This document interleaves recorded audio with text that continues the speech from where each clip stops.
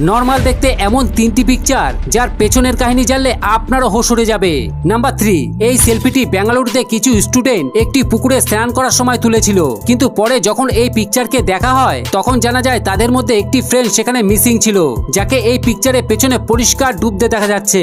যার পর পুলিশ ওই স্টুডেন্টের লাশকে সেই পুকুর থেকে খুঁজে পায়। নাম্বার 2, সাইপ্রাস মিস্টারো রেড লেকে নেওয়া এই পিকচারটি একটি ইউটিউবার ব্লগারের ছিল, যেটাকে সে ব্লগিং করার সময় তুলেছিল, যেখানে এর মধ্যে একটি সুটকেসকে দেখা যাচ্ছে, যেটাকে পুলিশ খোলার পর তার মধ্যে একটি 12 বছরের বাচ্চার লাশকে খুঁজে পায়।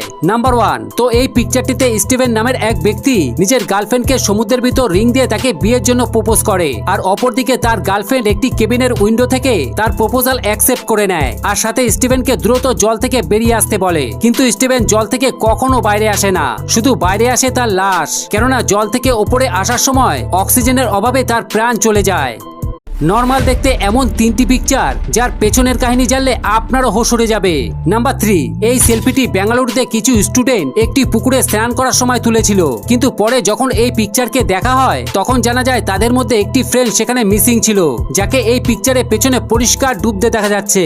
যার পর পুলিশ ওই স্টুডেন্টের লাশকে সেই পুকুর থেকে খুঁজে পায়। নাম্বার 2, সাইপ্রাস মিস্টারো রেড লেকে নেওয়া এই পিকচারটি একটি ইউটিউবার ব্লগারের ছিল, যেটাকে সে ব্লগিং করার সময় তুলেছিল, যেখানে এর মধ্যে একটি সুটকেসকে দেখা যাচ্ছে, যেটাকে পুলিশ খোলার পর তার মধ্যে একটি 12 বছরের বাচ্চার লাশকে খুঁজে পায়।